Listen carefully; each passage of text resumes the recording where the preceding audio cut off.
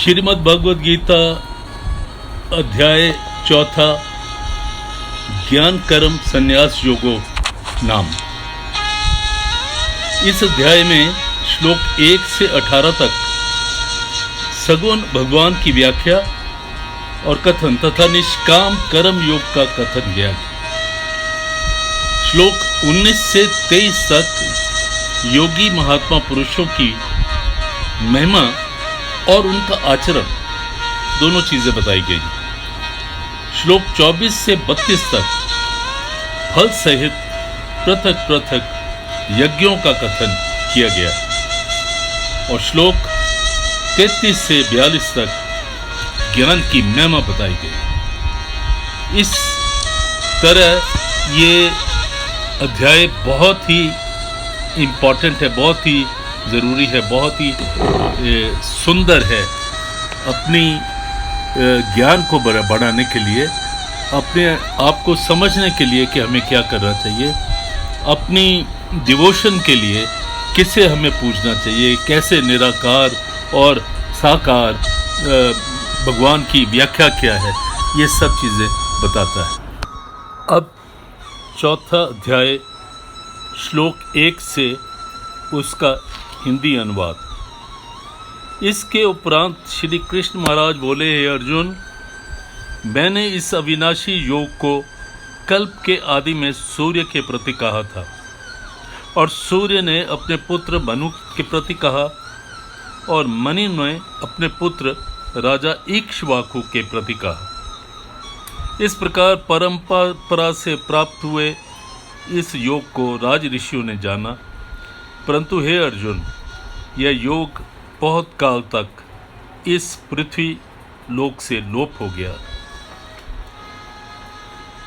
वही यह पुरातन योग अब मैंने तेरे लिए कहा है, क्योंकि तू मेरा भक्त है, प्रिय सखा है, इसलिए तथा योग यह बहुत ही उत्तम है और अपने सखा के लिए ये मैं कह रहा हूँ। इस प्रकार भगवान श्री कृष्ण महाराज ने उनके वचन सुनकर अर्जुन बोला, हे भगवान, आपका जन्म तो आधुनिक है, अर्थात अब हुआ है, और सूर्य का जन्म तो बहुत पुराना है, इसलिए इस योग को कल्प के आदि में आपने कहा, ये मैं कैसे जानूं। इसलिए श्री कृष्ण महाराज बोले, हे अर्जुन, मेरे और तेरे बहुत से जन्म हो चुके हैं, परंतु हे परतंप, तू उन सब को नहीं जानता और मैं जानता हूँ, तथा मेरा जन्म प्राकृत मनुष्यों की तरह नहीं, मैं अविनाशी स्वरूप अजन्मा होने पर भी तथा सब भूत प्राणियों के ईश्वर होने पर भी अपनी प्रकृति को अधीन करके योग माया से प्रकट होता हूँ।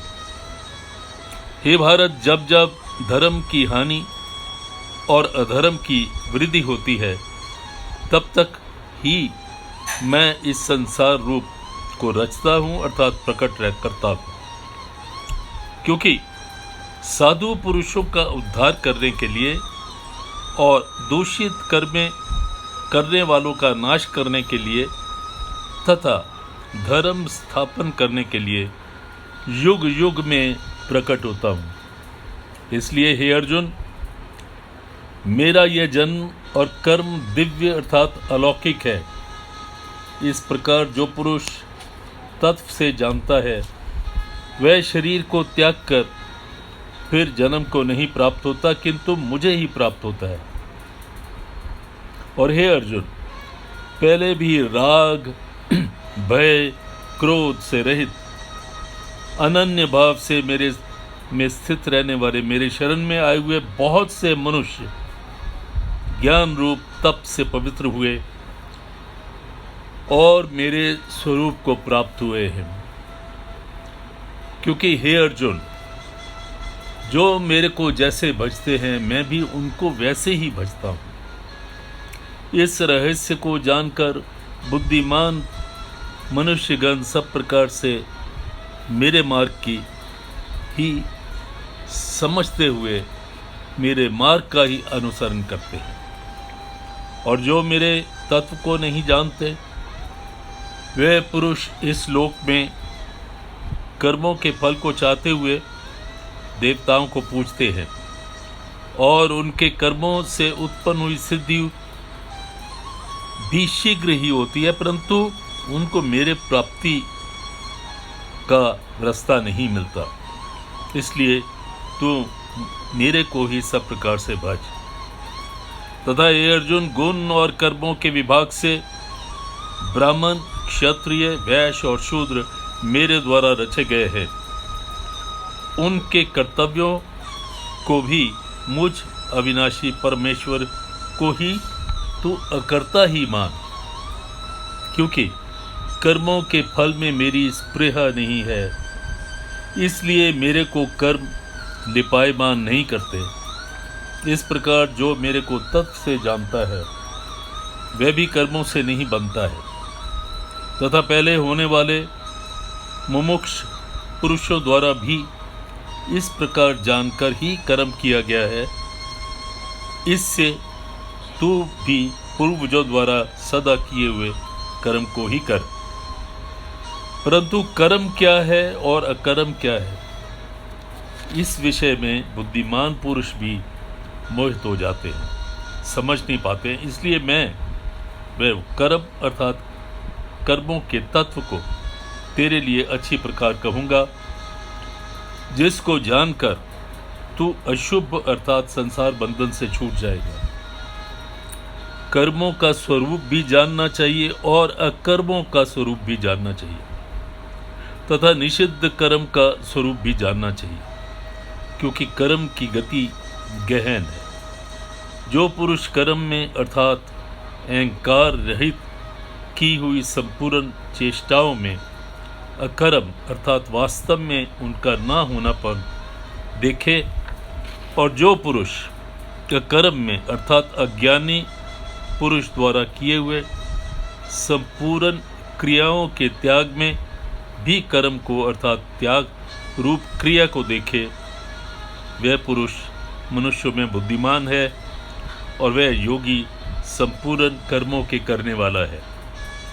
और हे अर्जुन, जिसके संपूर्ण कार्य कामना और संकल्प से रहित है, ऐसे उस ज्ञान रूप अग्नि द्वारा भस्म हुए कर्मों वाले पुरुष को ज्ञानी जन भी पंडित कहते हैं। और जो पुरुष सांसारिक आश्रय में इससे रहित सदा परमानंद परमात्मा में ही तृप्त है, वह कर्मों के फल को और संग अर्थात कृतत्व अभिमान को त्याग कर कर्म में अच्छी प्रकार बरतता हुआ भी कुछ नहीं करता।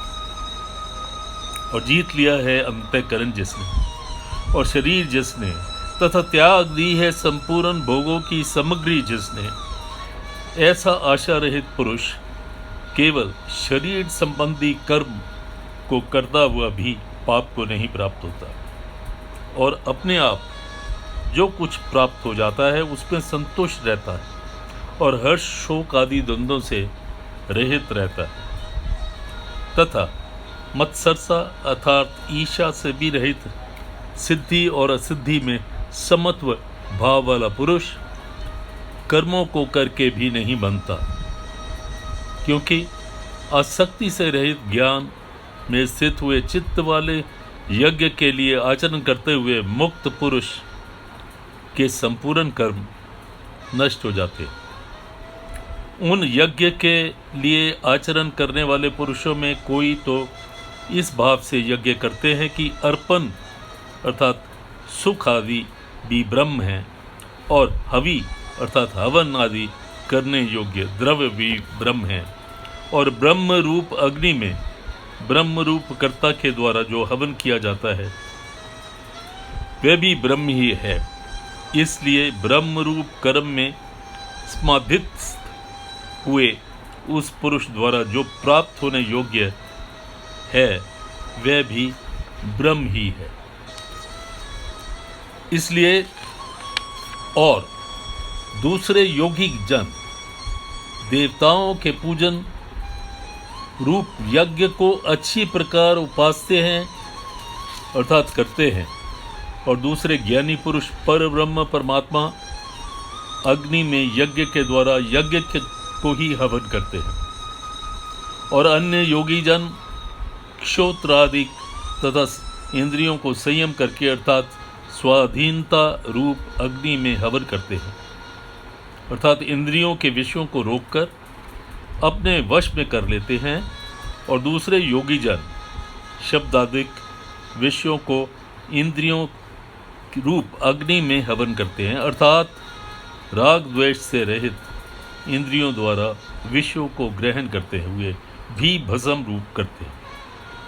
और दूसरे योगी जन संपूर्ण इंद्रियों की चेष्टाओं को तथा प्राणों के व्यापार को ज्ञान से प्रकाशित हुई परमात्मा में स्थित रूप योग अग्नि में हवन करते हैं। और दूसरे कई योगी जन ईश्वर अर्पण बुद्धि से लोक सेवा में द्रव्य लगाने वाले हैं। वैसे ही कई पुरुष स्वधर्म पावलन रूप करके तप यज्ञ को करने वाले हैं, और कई अष्टांग योग रूप यज्ञ को करने वाले हैं, तथा दूसरे अहिंसा तीक्ष्ण व्रतों से युक्त यत्नशील पुरुष भगवान के नाम का जप अर्थात भगवत प्राप्ति विषयों का शस्त्रों का अध्ययन रूप ज्ञानवान यज्ञ करने वाले हैं।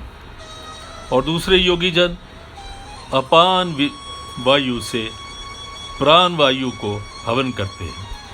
वैसे ही अन्य योगी जन प्राण वायु में अपान वायु को हवन करते हैं, तथा अन्य योगी जन प्राण और अपान की गति को रोककर प्राणायाम में परायण होते हैं।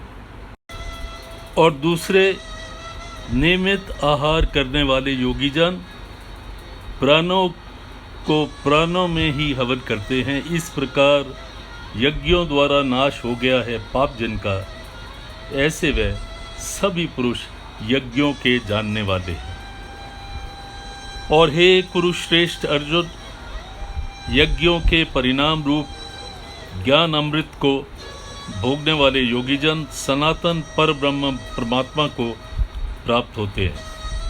और यज्ञ रहित पुरुष को यह मनुष्य लोक में सुखदायक सुख तो मिलता ही नहीं, पर परलोक में भी सुख नहीं मिलता। ऐसे बहुत प्रकार के यज्ञ वेद की वाणी में विस्तार से किया गया है। उन सब को शरीर मन और इंद्रियों के क्रिया द्वारा ही उत्पन्न होने वाला जान। इस प्रकार तत्व को जानकर निष्काम कर्म योग द्वारा संसार बंधन से मुक्त हो जाएगा। और हे अर्जुन, सांसारिक वस्तुओं में सिद्धि होने वाले यज्ञ से ज्ञान रूप यज्ञ सब प्रकार से श्रेष्ठ है, क्योंकि हे पार्थ, संपूर्ण यावान मात्र कर्म ज्ञान में शेष होते हैं, अर्थात ज्ञान उनकी प्रकाष्ठा है। इसलिए तत्व को जानने वाले ज्ञानी पुरुषों को अच्छी तरह से अच्छे प्रकार भली भांति दंडवत प्रणाम तथा सेवा और निष्कपट भाव से किए हुए प्रश्न द्वारा उस ज्ञान को जानकर वे मर्म को जानने वाले ज्ञानी जन तुझे उस ज्ञान का उपदेश करेंगे कि जिसको जानकर तू फिर इस प्रकार मोह को प्राप्त नहीं होगा। और हे अर्जुन, जिस ज्ञान के द्वारा सर्वव्यापी अनंत चेतन रूप हुआ तथा अपने अंतर्गत समस्त बुद्धि के आधार संपूर्ण भूतों को देखेगा और उसके उपरांत मेरे में अर्थात सच्चिदानंद घन स्वरूप में एक ही भाव हुआ सच्चिदानंद में ही देखेगा। और यदि तू सब पापियों से भी अधिक पाप करने वाला होगा तो भी ज्ञान रूप नौका के द्वारा निसंदेह संपूर्ण पापों को अच्छी प्रकार दौड़कर उसमें तर जाए। क्योंकि अर्जुन, जैसे प्रज्वलित अग्नि ईंधन को भस्ममय कर देता है, वैसे ही ज्ञान रूप अग्नि संपूर्ण कर्मों को भस्ममय कर देता है।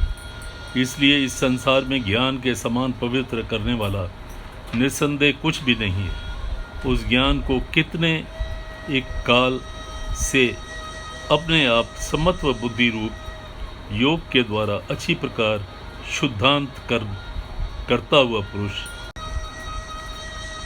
आत्मा में ही आत्मा अनुभव करता है। और हे अर्जुन, जितेंद्रिय तत्पर हुआ श्रद्धावान पुरुष ज्ञान को प्राप्त होता है। ज्ञान को प्राप्त होकर तत्क्षण भगवत प्राप्ति रूप परम शांति को भी प्राप्त हो जाता है। और हे अर्जुन, भगवत विषय को ना जानने वाला तथा श्रद्धा रहित और संशय युक्त पुरुष परमार्थ से भ्रष्ट हो जाता है।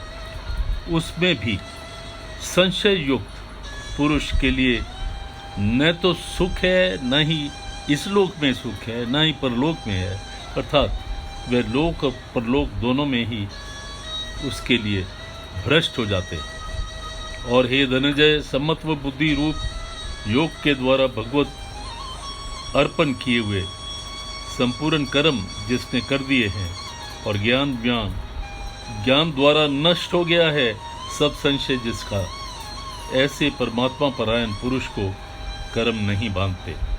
इसलिए हे भरतवंशी अर्जुन, तू समत्व बुद्धि रूप योग में स्थित हो और अज्ञान से उत्पन्न हुए हृदय में स्थित इस अपने संशय को ज्ञान रूप तलवार द्वारा छेदन करके युद्ध के लिए खड़ा हो जाओ। ओम तत्सदिति। श्रीमद् भागवत गीता सुपनिषत्सु ब्रह्म विद्या योग शास्त्र श्री कृष्ण अर्जुन संवादे ज्ञान कर्म संन्यास योगो नाम चतुर्थो अध्याय। हरि ओम तत्सत। हरि ओम तत्सत। हरि ओम तत्सत।